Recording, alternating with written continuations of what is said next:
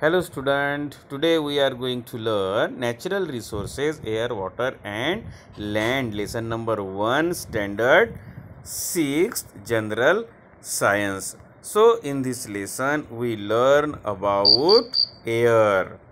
What are the 5 layer of atmosphere? यापूर्वीच आपण पाहिलं होतं, काही जमिनीचे थर पाहिले होते. यामध्ये आपण एअरबद्दल म्हणजे हवेबद्दल आपण इथे बघणार आहोत. You look at the proportion of the various gases in the air. म्हणजे आपल्या हवेमध्ये आपली जी हवा आहे ही कशाची बनलेली आहे, कोणत्या कोणत्या वायूची बनलेली आहे. Proportion of various gases in air. So you look at this colour.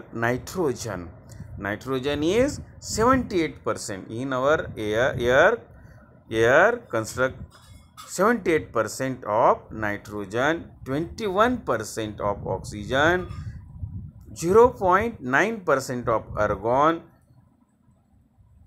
0.03% of carbon dioxide and other constituent of air is 0.07%. You look carefully.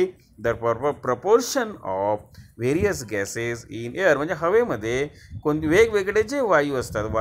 हवा कशाची बनलेली असते, वेगवेगळ्या वायूची बनलेली असते आणि त्याचं प्रपोर्शन, त्याचं प्रमाण जे आहे ते आपण या ठिकाणी पाहिलं आहे. So we learn here the air in the atmosphere around the earth contain nitrogen, oxygen, carbon dioxide, 6 inert gases, nitrogen dioxide, sulphur dioxide, water vapour and dust particle. आपल्याला माहिती असेल की हवेचं जे आवरण असते आपल्या पृथ्वीभोवती आहे आणि हवा कशाची बनलेली आहे, nitrogen, oxygen, carbon dioxide. Nitrogen, oxygen, carbon dioxide, inert gases, helium, neon, argon, krypton, हे जे इनर्ट गॅसेस आहे, निष्क्रिय वायू आहे, हेचं प्रमाण असते, कमी प्रमाण असते. नायट्रोजन डायऑक्साईड आहे, सल्फर डायऑक्साईड, वॉटर व्हेपर म्हणजे पाण्याची वाफ आणि डस्ट पार्टिकल, काही धुळीचे कण असतात. यापासून आपलं आवरण हवा बनलेली असते. The troposphere contain about 80% of total mass of gases in the air, while this proportion is about 19% in the stratosphere. Further, in the mesosphere and ionosphere, the proportion of mass of gases goes on decreasing. Gases are not found in the exosphere and beyond. आपण पाहतो की पृथ्वीच्या आवरणाच्या वर हे जे वायू असतात वेगवेगळे, हे कमी प्रमाण असते.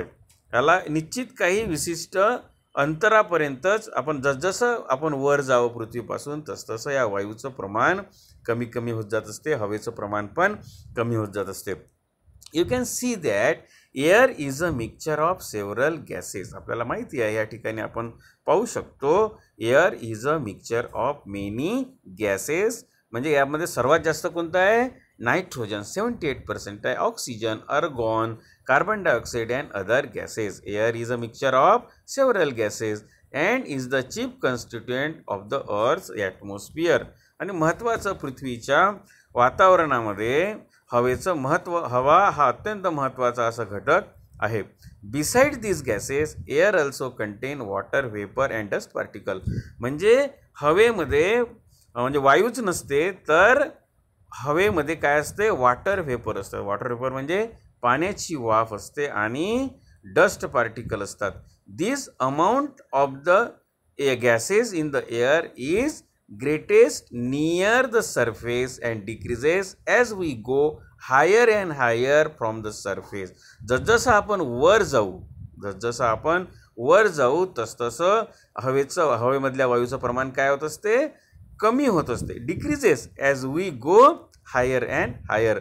आणि जमिनीच्या पृष्ठभागाजवळ यांचं प्रमाण काय असते, greatest proportion near the surface. पृथ्वीच्या जवळ जास्त असते आणि जसजसं आपण वर जाऊ तसतसं त्याचं प्रमाण कमी कमी होत जाते. That is air becomes rarer at higher altitude, म्हणजे जसजसं आपण उंचावर जाऊ तसतसं हवेचं प्रमाण कमी होत जाते.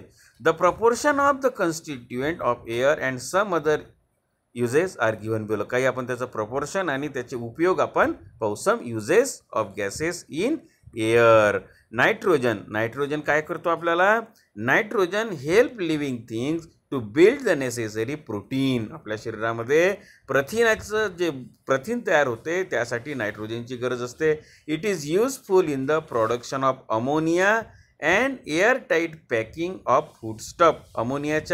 अमोनियाच्या निर्मितीसाठी आणि पॅकेजिंग फूडस्टफ, जे अन्न आपलं असते पॅकिंग असलेलं अन्न जे असते त्याच्या तयारीसाठी आपल्याला याची गरज असते नायट्रोजनची. त्यानंतर आहे oxygen necessary for respiration in living things.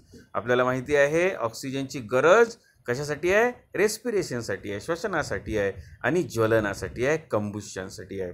Carbon dioxide plant use it for producing their food. Use in fire extinguisher, म्हणजे जे अग्निरोधक यंत्र असते त्यामध्ये, कारण कार्बन डायऑक्साईड हा जळतीने आणि ज्वलनास मदत पण करत नाही, त्या यंत्रामध्ये वापरल्या जाते. त्यासोबतच वनस्पतींना कार्बन डायऑक्साईड अन्न बनवण्यासाठी मदत करतो. त्यानंतर अर्गॉन आहे, जो दुर्मिळ वायू आपण पाहिलं होतं. अर्गॉन यूज इन इलेक्ट्रिक बल्ब. आपण जे इलेक्ट्रिक बल्ब पाहतो त्यामध्ये अर्गॉन वायू असतो. अर्गॉन यूज इन इलेक्ट्रिक बल्ब. लक्षात ठेवायचं आहे आपल्याला. अर्गॉन gas is used in electric bulb. Then helium gas used for obtaining low temperature and also for generating lift in airship. त्यानंतर निऑन आहे, use in decorative light and street lightning मध्ये neon light असतात, मोठा जो जास्त प्रकाश पडणारे light. त्यानंतर krypton आहे, यूज इन फ्लोरोसंट ट्यूब्स. ज्या चमकणाऱ्या ज्या ट्यूब्स असतात, ट्यूब लाईट्स असतात त्यामध्ये क्रिप्टॉन्स असतात. त्यानंतर झेनॉन आहे, यूज इन फ्लॅश फोटोग्राफी असते मोबाईलमध्ये, फोटोग्राफीमध्ये, त्यामध्ये एक झेनॉन असतात. हे गॅसेस आहे, हे दुर्मिळ गॅसेस आहे, ज्याला आपण काय म्हटलं होतं? इनर्ट गॅसेस आहे. कोणते गॅसेस आहे? इनर्ट गॅसेस आहे. कोणते इनर्ट गॅसेस आहे हे? Argon, helium, neon, krypton and xenon. So student, we learn this and also remember and proportion of the various gases. Okay.